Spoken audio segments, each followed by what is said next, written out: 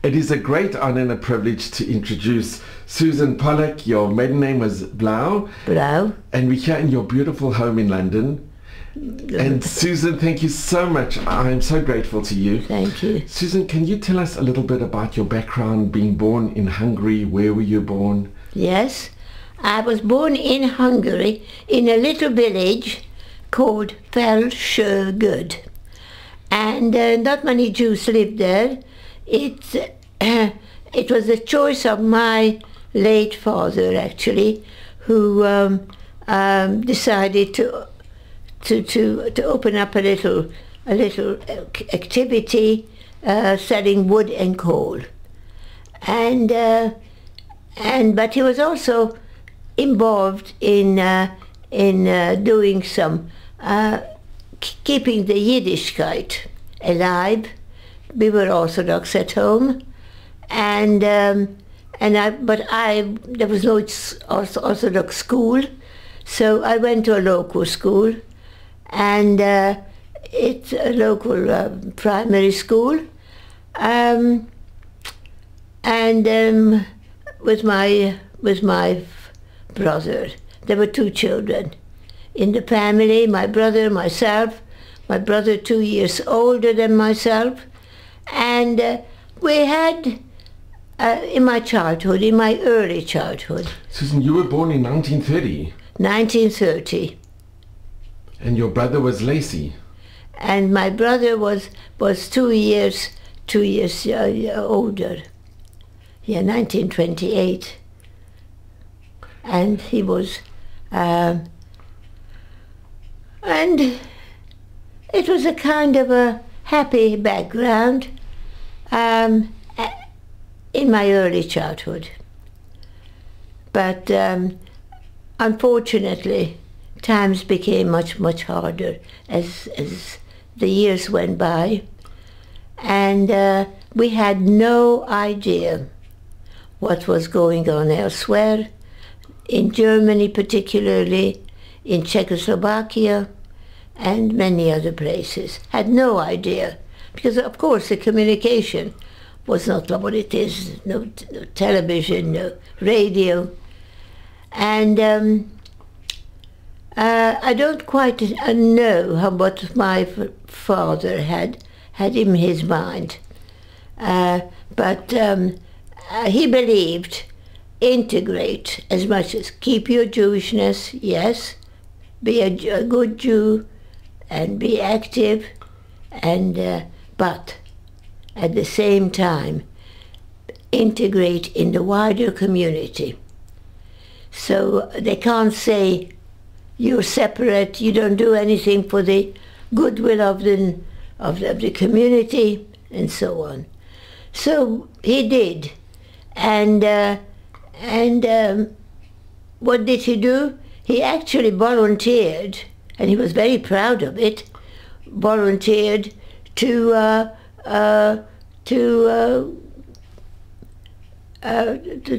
participate in the First World War. And he wasn't called up, but he did it on his own accord, and he often told us that. And fortunately, as he said, fortunately, he managed somehow to, as the Russians occupied Hungary at first, he was taken to one of the countries, I think it was I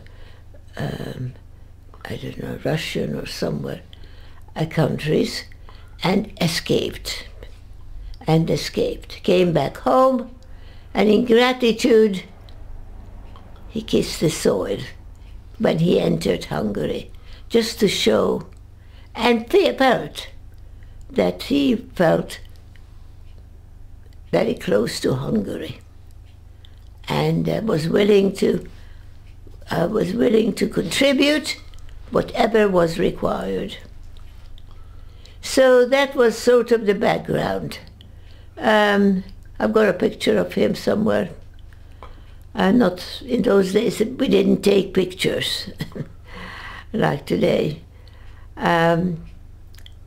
But anti-Semitism never entirely disappeared in Hungary. Never.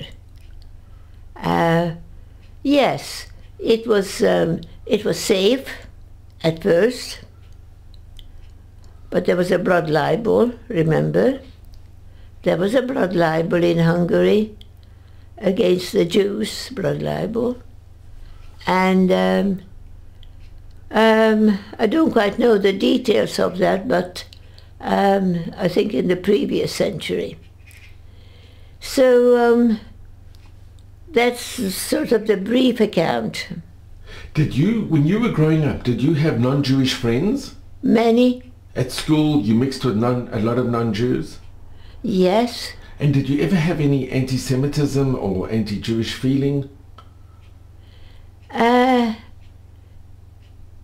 mean, there were only, we could hardly make a minyan there in Hungary, so there weren't many but of course in Budapest, in the big cities, they had Jewish schools, but I mean, where we lived, nothing. But you got on well with your class I did. friends and... Yes, yes, yes. And your neighbours, were they also non-Jews? Friendly.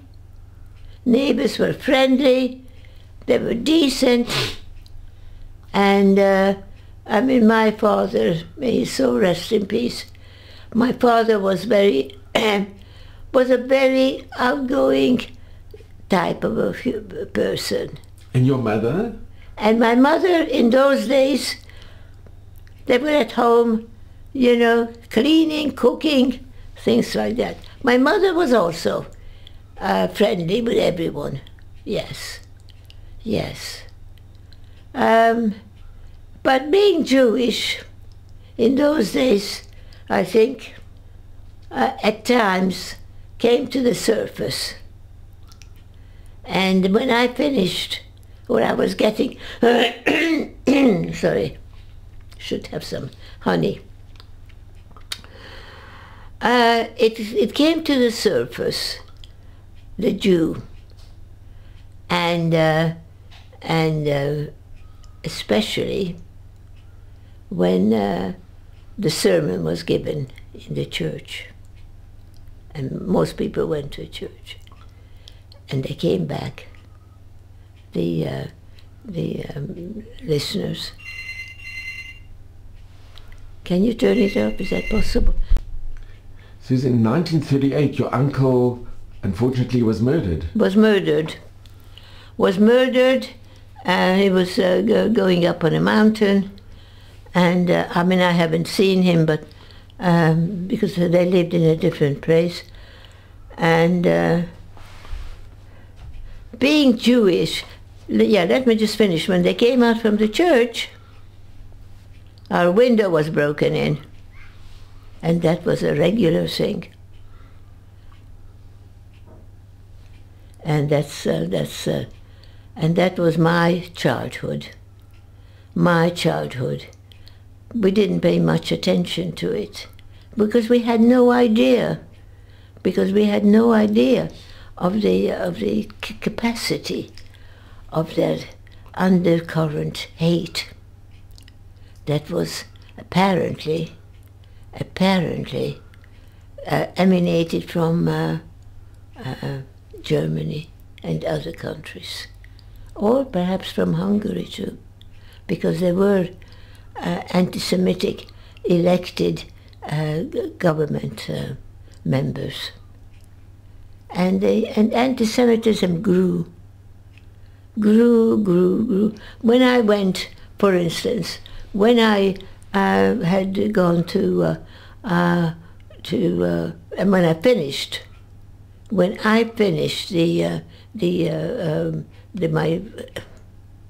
my education, just the first education, there were all the Jewish schools in my area, there were some, I had to close down.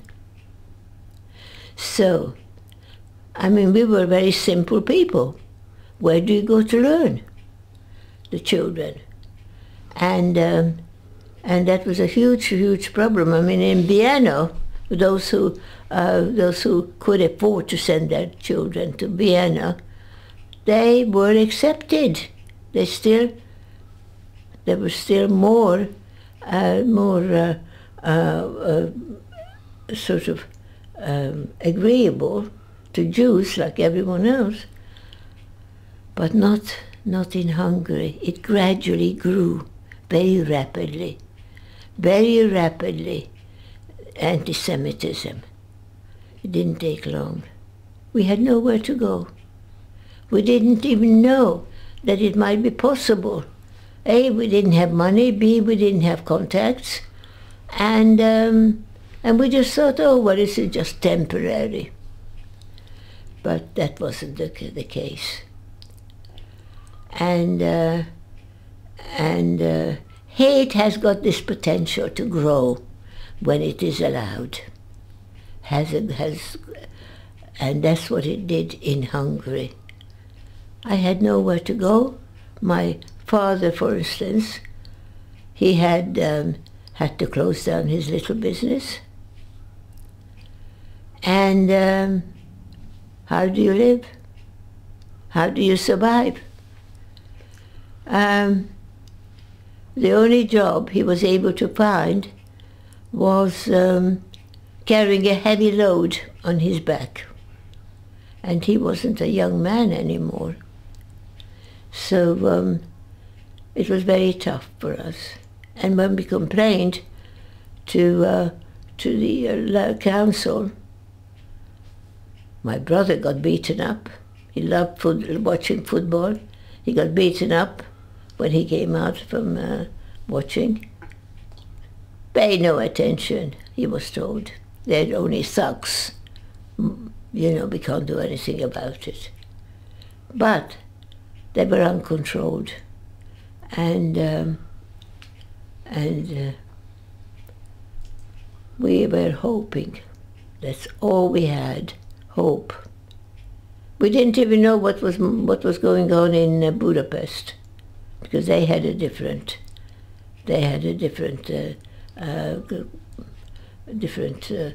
treatment, the Jews, because that was in larger numbers. So I remember being taken to try to find a school in Budapest. That's the only existing school that we could find. And we were segregated from the rest of the class. And I went on my own, little girl, went on my own. I learned absolutely nothing. And I was wearing a yellow star to show I am a Jew.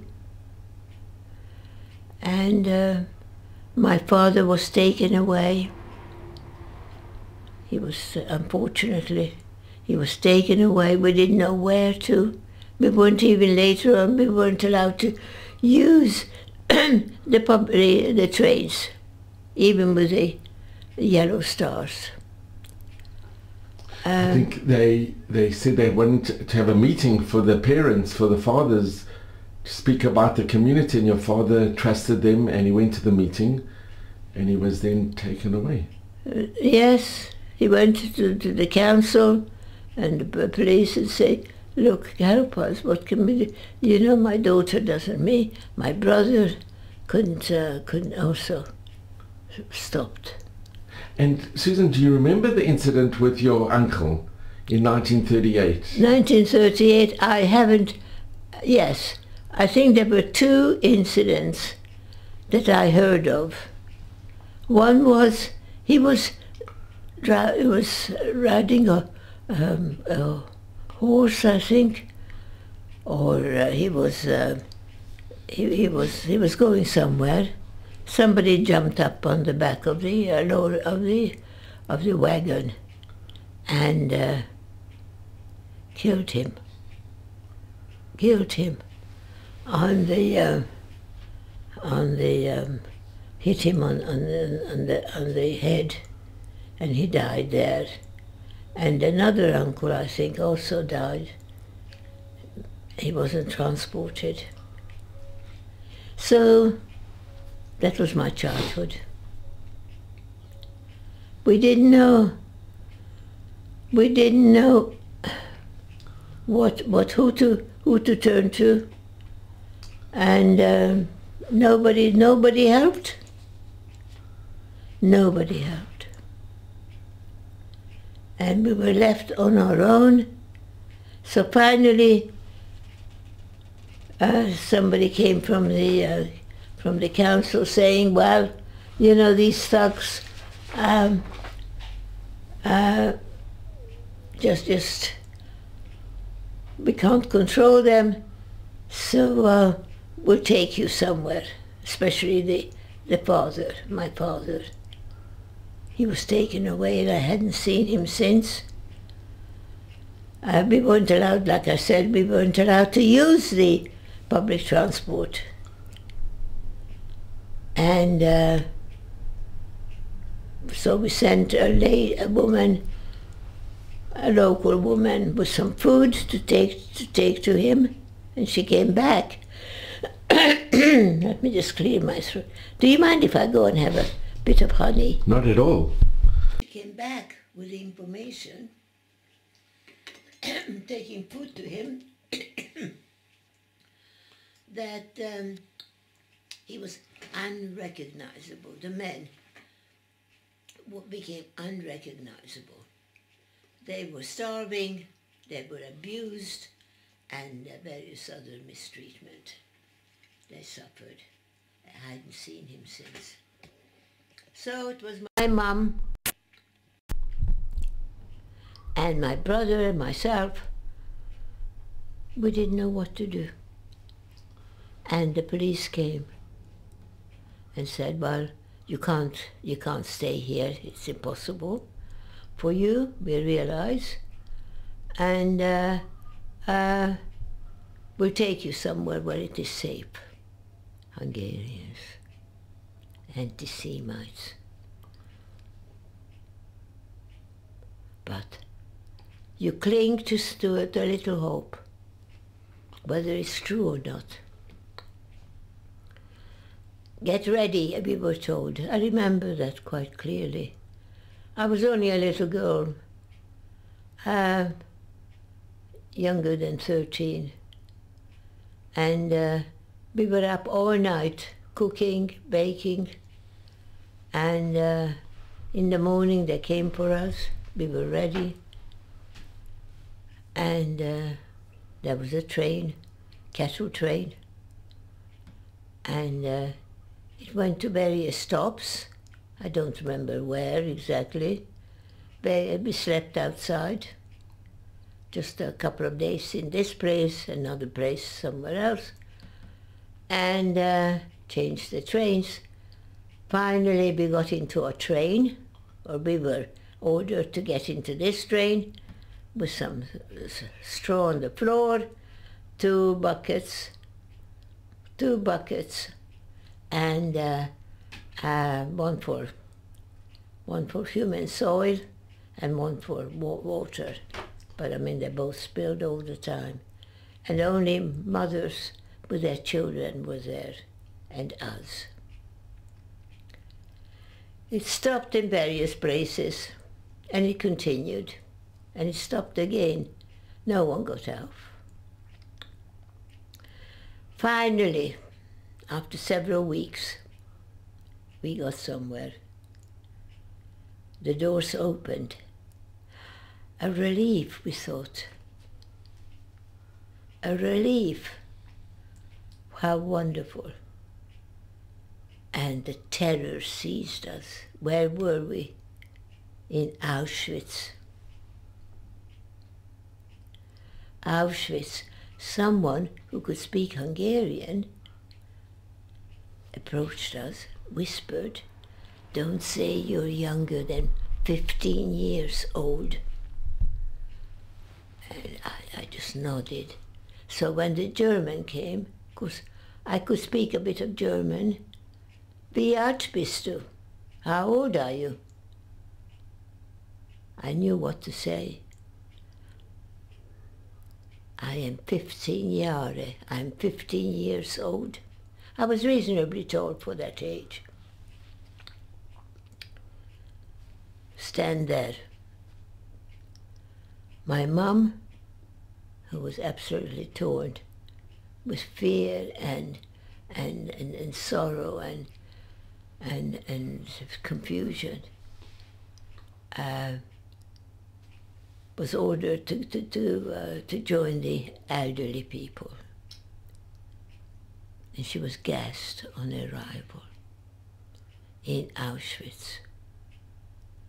My brother also joined somewhere with some other groups, shoveling out bodies. He survived shoveling out bodies from the gas chamber into the crematorium. That was his job. So he became completely disorientated, his mind, and died shortly. He was in the Sonderkommando. That was it must have affected him mentally. Yeah. Terribly. Do you remember Mengele? I remember Mengele very clearly, because we stood Kapelle every morning. That means to be counted. A roll call. I mean, there was no way to escape anywhere. How? Where? I mean, a strange land. And there were lookouts all over. High, tall, Auschwitz. I've been back once, I think. Can't take it. And those who had been there before, for some time, told me, "And where's your mum?" And I said, "Well, I don't know, she was taken somewhere." And they said very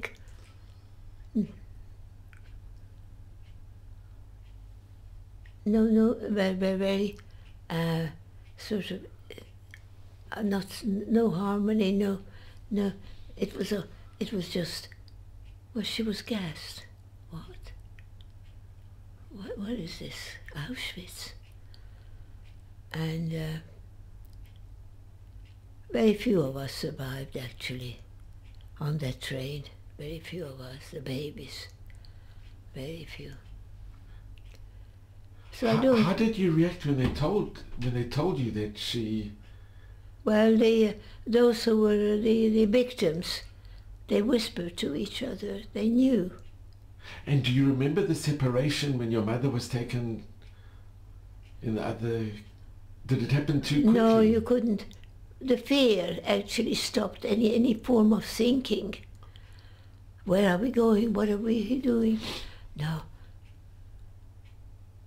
There was no communication between us because we couldn't. We realized if we speak, something will happen. We were terrified. Terrified. Auschwitz, a place of terror. And this was in May 1944. Yeah. I don't remember the dates. And what were we doing for a short while? Not long we were there. We were there and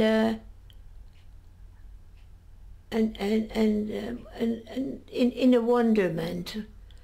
We had no idea who and what and what's going to happen to us, and the gas chambers, and we were just frozen with fear.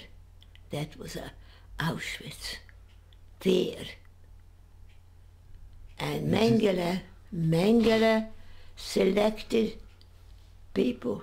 We were stark naked. In front of him, Dr. Mengele.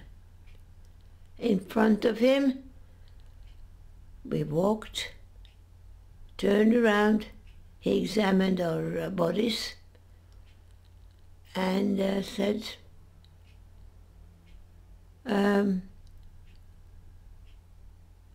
"We have to go somewhere." No, he didn't communicate. Did he go with his finger right and left? Yeah, right and left. That's how it was. Well, I haven't lost weight so rapidly, fortunately for me. And the Allied forces were coming closer. But can I just ask, Susan, before we get to when you were liberated, when you were taken off the train, were you together with your mother? Or do you remember the separation when your mother was taken? No one could speak to each other. Communication was not permitted. No. And you had no idea what was going to happen? None whatsoever. Nobody had an idea? Nobody. Nobody. Nobody had any idea where we were, what Auschwitz was about. And previously to that, or at the same time, we used to stand Kapell, so, you know, to be counted. Of course, there was no way to escape anywhere. We didn't know where, in any case, where we could have gone to. And what about the food? Do you remember what they gave you to, the meager portions that they gave you to eat? Nobody was, no. There was no food. Occasionally we might have had something, but really nothing to sustain us. Nothing. Had they already shaven your hair? Hair was shaven, and we were just worse than animals. Worse than animals. And trembling with fear, and realizing that we are nobodies. Auschwitz. Well, I was, by Dr. Mengele, he selected me, stand over there, he said, and I was used for slave labor because I wasn't losing weight so rapidly. And as the Allied forces were coming, finally. But you were taken to Gruben in Germany. Yeah. And you worked in an armaments factory. I was working, they showed me what to do. The food, the quantity, the quality of the food has improved. And how did you get to Germany? Did they take you by train? By train. And was the conditions there a little bit better? Yes, the conditions had improved because we got food. Yes, there weren't many of us actually, few, less than 10, who were used for slave labor. And as the presumably the Allied forces were coming closer, we had to evacuate there. This was in April 45. Yeah, we had to evacuate. And how? On a death march. What does that mean? It was in the winter. Death march. Death march, marching under supervision, a lot of supervision. Not that we could even walk fast anymore. And it was cold, bitterly cold. And we had to walk for weeks. 4 weeks. Not through villages or towns, no. No, this was outside. Cold, bitterly cold. Many of us died along the way. And you could hear the shotguns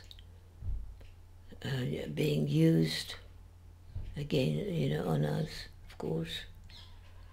Those who couldn't keep up with the walking that they expected us to follow. And what else can I tell you? I would say... Did you see people dying On the death all march next to over. you? People were dying all over. They were left there to rot. Did they give you any food to eat while you were on the march? Nope. We were scraping for food. We were scraping, hoping to find some raw potatoes. Because I think at first, I think once or twice, we had received some food from the farmers.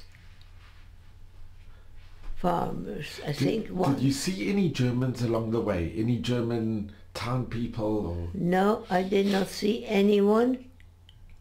I did not see. It was just. I think it was snow. It was snow, bitter cold, and many of us died along the way.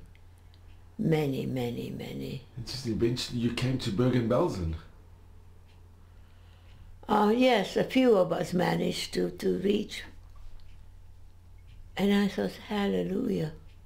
I was hoping it's somewhere where we can get food.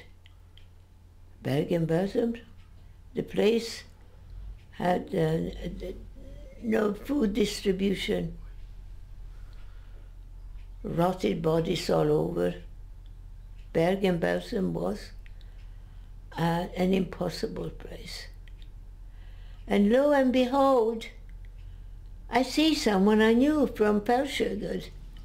She recognized me. And she spoke to me. And I thought, that's a miracle.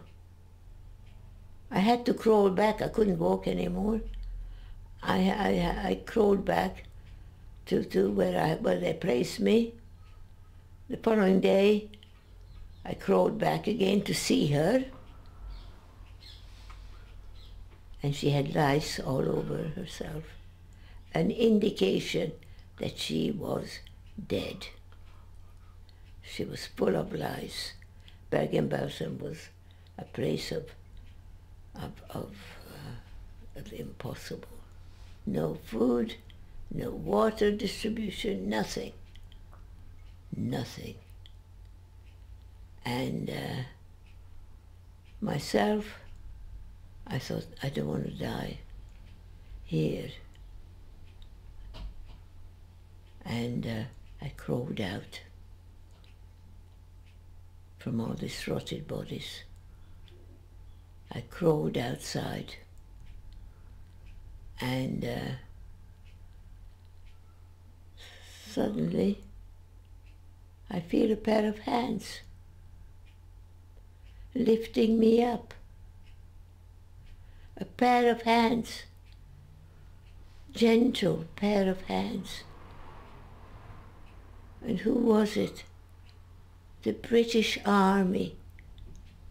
The British Army finally arrived, and they picked me up because I couldn't walk, and I wanted to die outside. That was the reason I crawled out. And things have changed. They washed me. Because I was full of louse, and I was there for a short while, I can't remember how long. And from there, I was taken to Sweden to recover. And that's how I am here today. And how long did you stay in Sweden? Approximately 2 years. Were there other inmates from Auschwitz or Bergen-Belsen that came with you to Sweden? Yes. Other survivors? Survivors. I've got photos of them. I've got photos of Sweden. And of course, food was given to us, nutritious food, and to help us to think and to help us to question in our minds what I went through. Had fully occupied my mind, and to some extent to this day, every night we listened to music, and that was very helpful. Music, classical music, and then, as I said, Sweden had offered to take us in. And where did you go in Sweden? In which town? Do you remember the name? Yes, I can't remember the names. Beechirby, called Beechirby. And they were kind to you? They were... Wonderful. They were wonderful. They were wonderful. It was a camp just for girls, and we got nutritious food, and I learned to walk, and walk and talk. I learned, and I had some friends I could trust. These were also survivors? Friends? Yes, we were all survivors. All survivors. There weren't many of us Sweden took in. I suppose only those who showed some signs of recovery. Yeah. But you had malnutrition and typhus. Yes, and we had also tuberculosis. Hmm? Tuberculosis. I had tuberculosis. I had tetanus. I had swollen legs. And do you know how much you weighed? No idea. No idea. That didn't take too long. I mean, food was given to us. Susan, can I ask you a difficult question? But did you ever see yourself in the mirror, or did you ever look at yourself in the mirror when you came to Sweden after being liberated? Did I what? Look at yourself in a mirror. Mirror. Did you ever see your...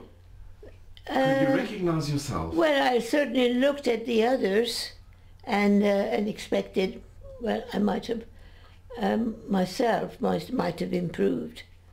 And there were some photos. Some local people were allowed to come into our camp because we were sort of separate from everyone else. And they were very, very kind. They took us home, for instance, for Christmas celebration. Lovely. And but there was one man who was a shoe repair guy, and he used to bring shoes and gave it to us, things like that, clothes we got, and there was some normality coming back to us. And did you by this time know what had happened to your brother? No, but the Red Cross, I wasn't aware of it. The Red Cross actually had taken names and places where we were from and distributed amongst us and them, and that's how I found my brother. My brother was in another camp, and so we found each other.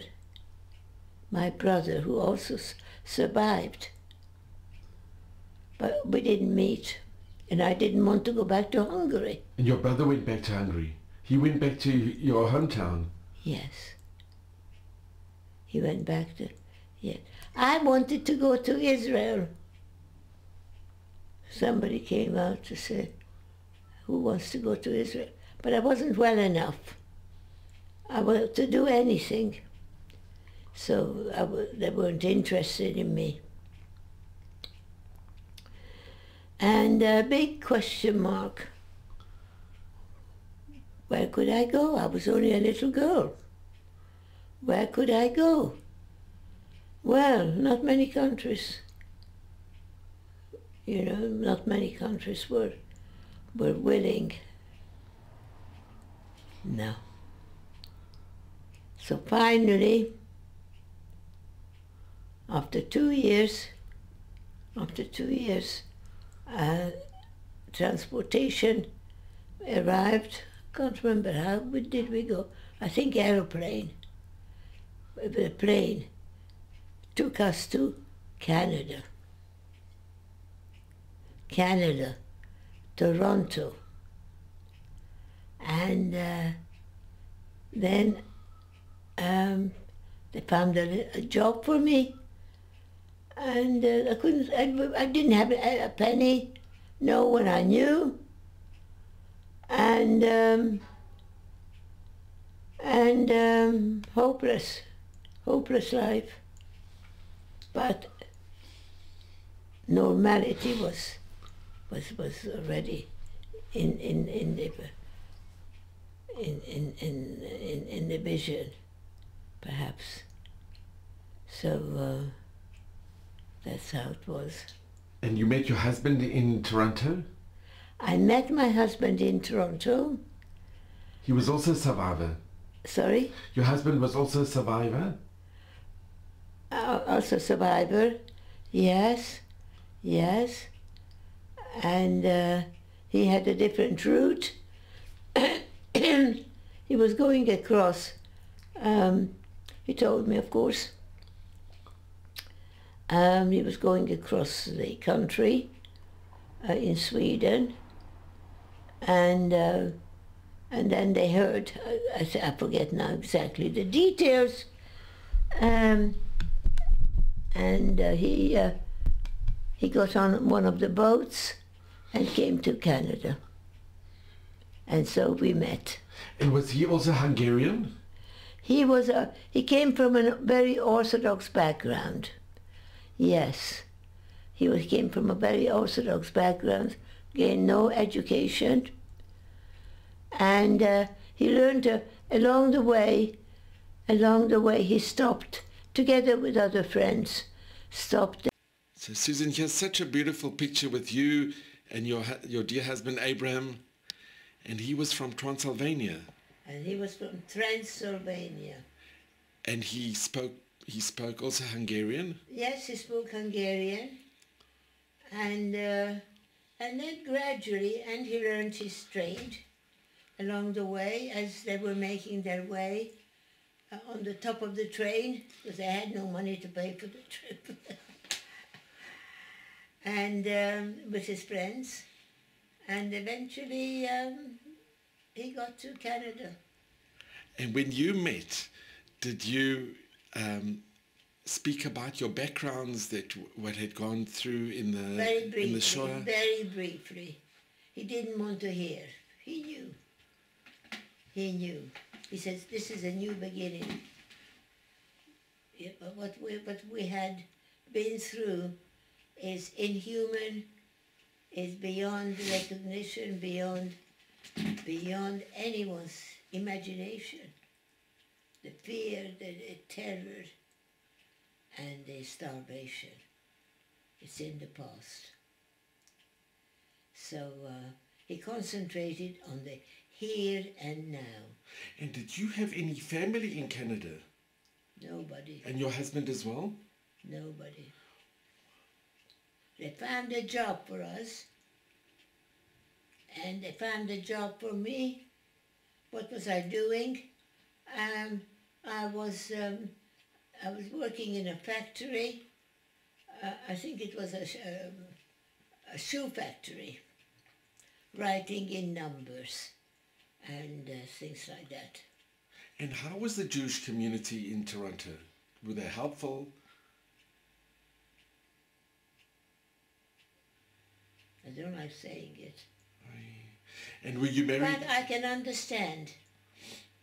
I can understand their reason. Is because, I mean, some of us, we had tuberculosis, tetanus, and edema, and all kinds of terrors.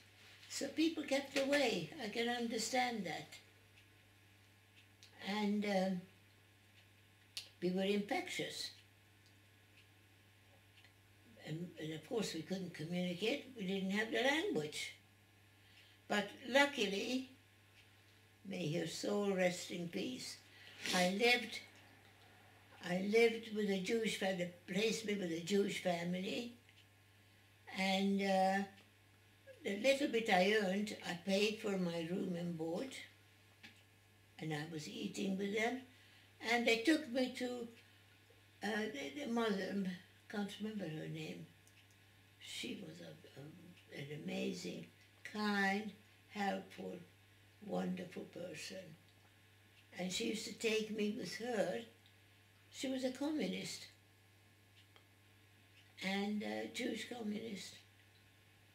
And it was just very, very helpful, because I was treated as a human being.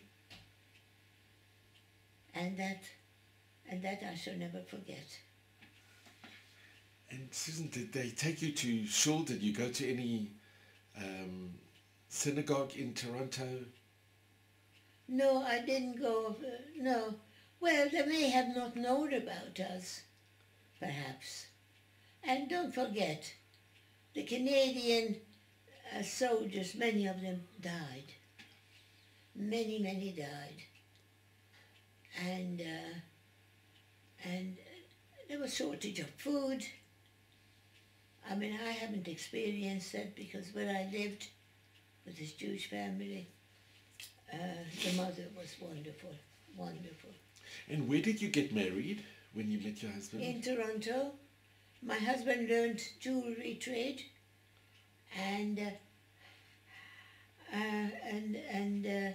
I think when my husband has been asked, oh, somebody in their family wanted to have a ring, so my husband took a ring, on provision that if they like it, they'll keep it and they'll pay. And it created a bit of jealousy. Oh, how could my husband have this contact? So nobody came to my wedding. There is a picture. Two Really? of us. And were you in a synagogue? Did you get married in a synagogue? One rabbi, and one rabbi,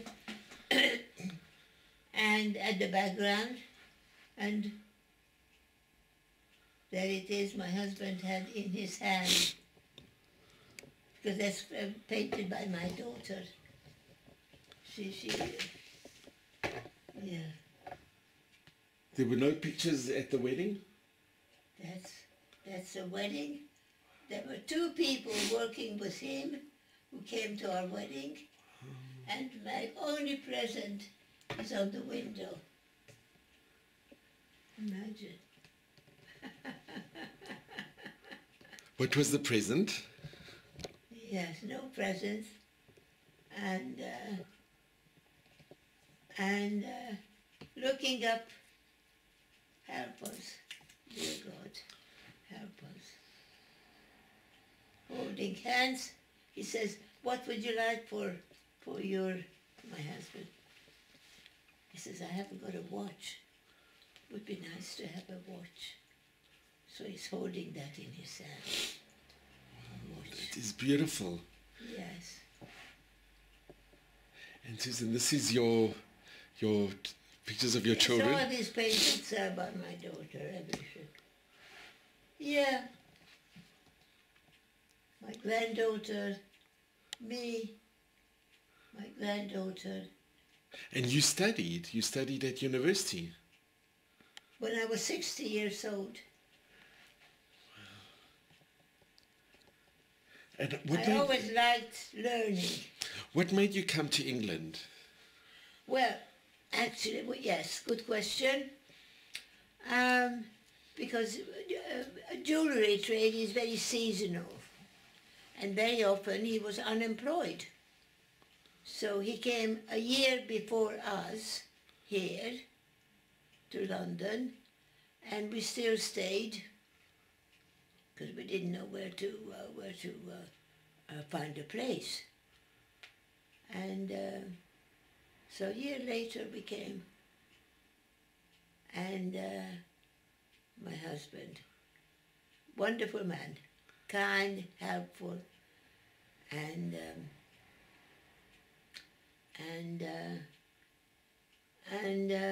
understanding.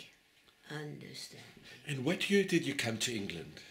Yeah, I can't remember now dates so readily. But I think we've been here now for a long time. I can look it up. But you were happy to come to England, and were you accepted by the British Jewish community when you came? Well, yes, there was some connection between Canada and Britain, so it wasn't difficult. And where did you stay when you came to London? It was very difficult, not knowing anyone. My husband, who was here a year before us, had his own room, so my children slept on the floor for a little while, and he worked. My husband worked to support us. So I said to him, I said, stay at home, I've got to go and find a place. And so I got on the underground. He gave me some money, underground, and I learned, and it was going somewhere up north. Got out in Swiss Cottage. I had no idea where I was going. And I walked in and I said, well, we're looking. Somebody told me, don't say you got children, because I did, because nobody would rent a place, because you could go up. You could go up to get a reduction. And so nobody was interested to let a place to someone who's got children, you know. Never mind, I thought, I'll go further. I'm at the door, determined to find a place. And his phone rings and he says, come back, come back, come back. I remember a miracle. I come back. Mr. and Mrs. Smith were going to Africa, one of the countries, and they had a very good offer, and fully furnished, nice little house in Hendon. And that was a miracle. We waited. And then my children had school to go to, and sort of friendly place. And the community, were you very well accepted with the Jewish community as well?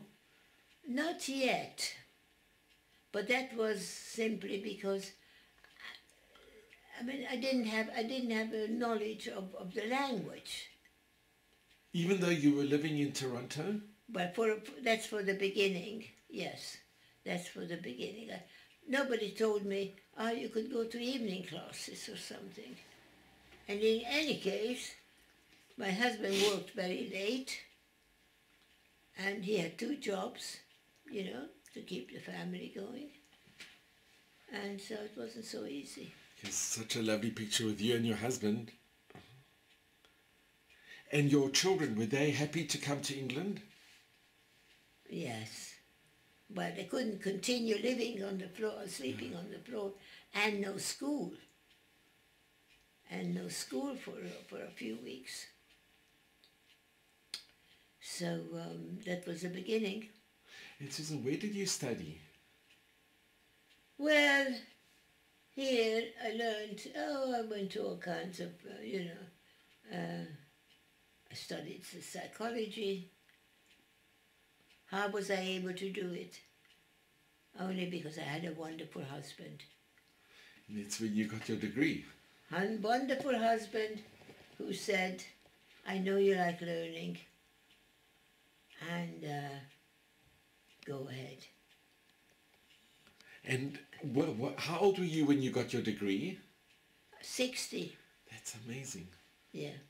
I wouldn't mind going to school now. Sure. At 94.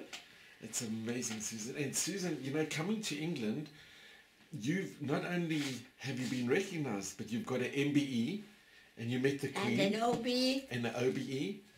And here's a picture with you with Queen Elizabeth. Yes.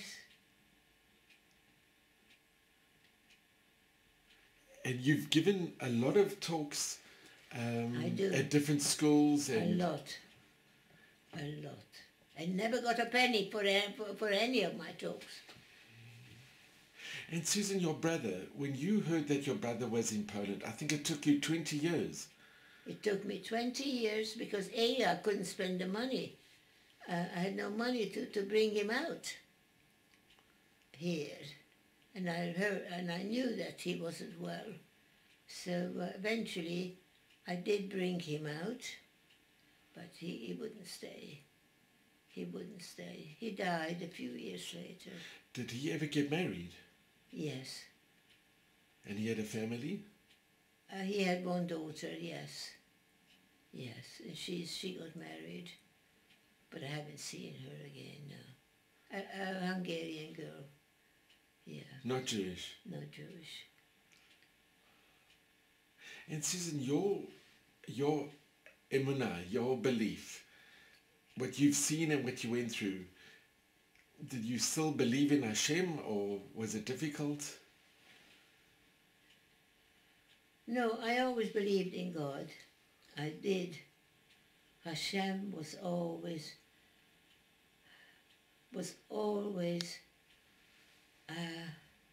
on my mind, and I never lost that hope that someday I might be fortunate to live a life and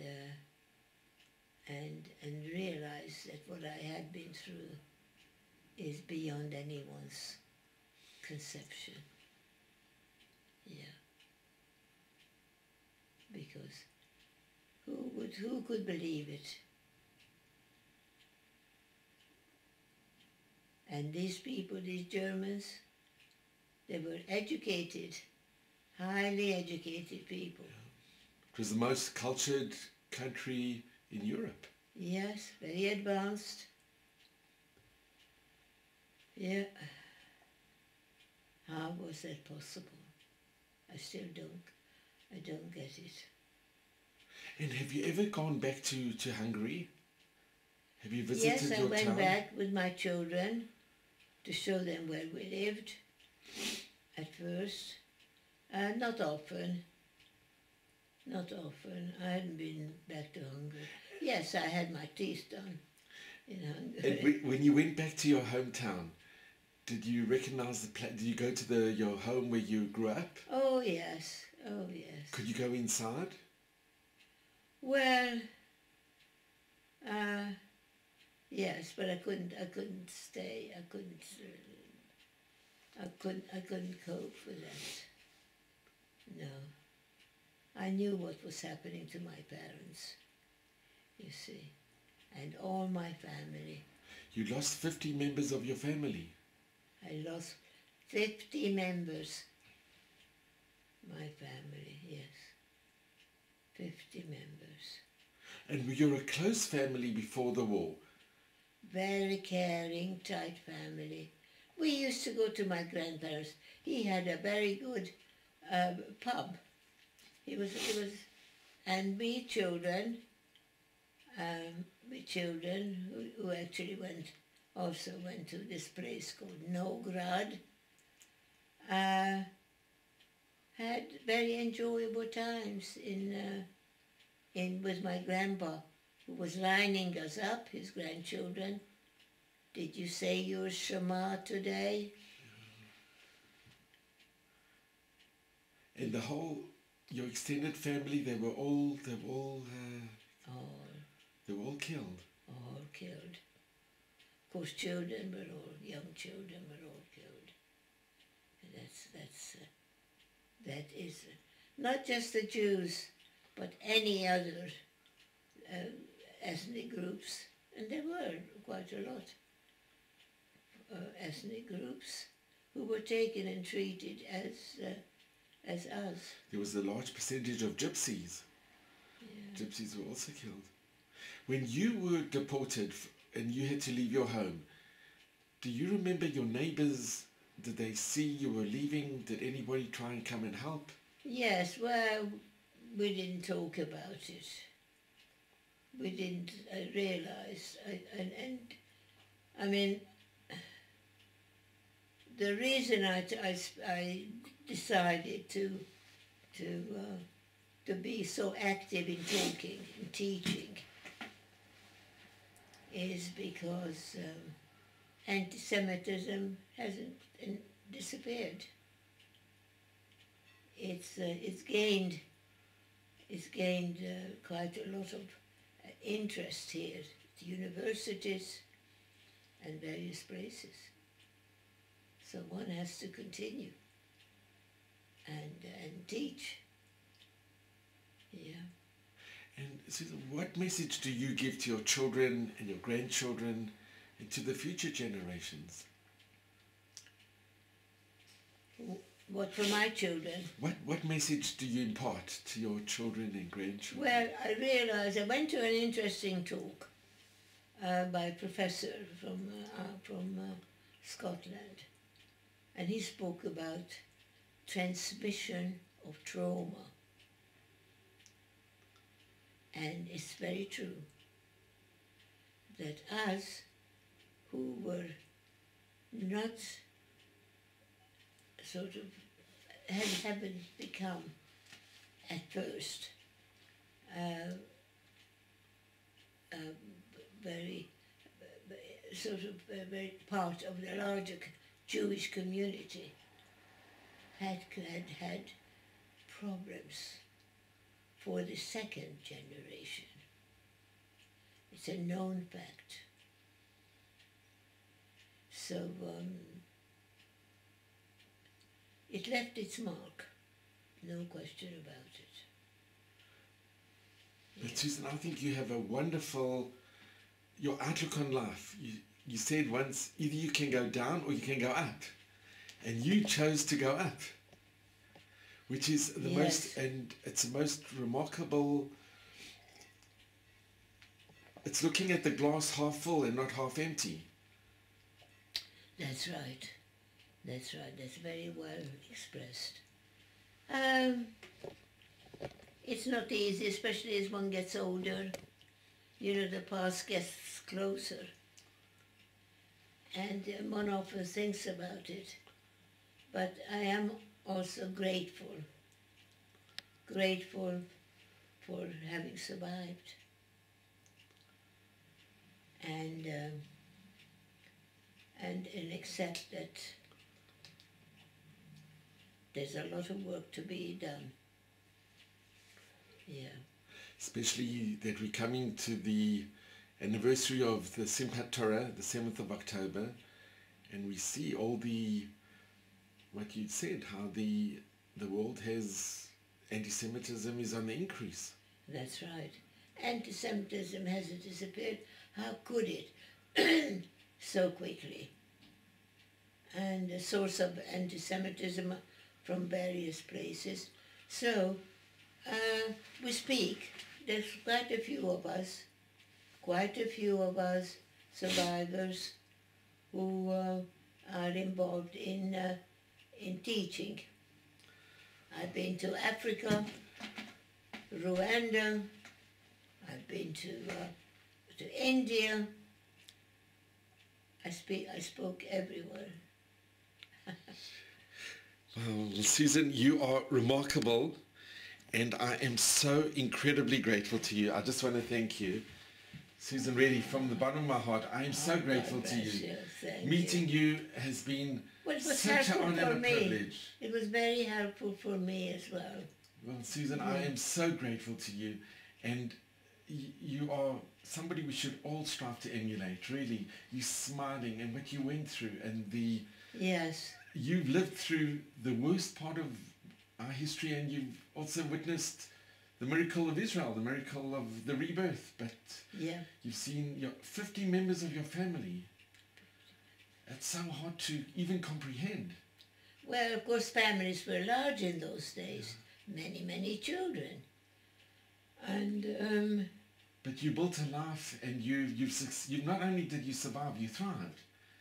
And I am so grateful to you, Susan. It's been such an honor and a privilege to be here. Thank you very much. Thank you. I am concerned somewhat. The second generation now have got some of them problems. But on the whole,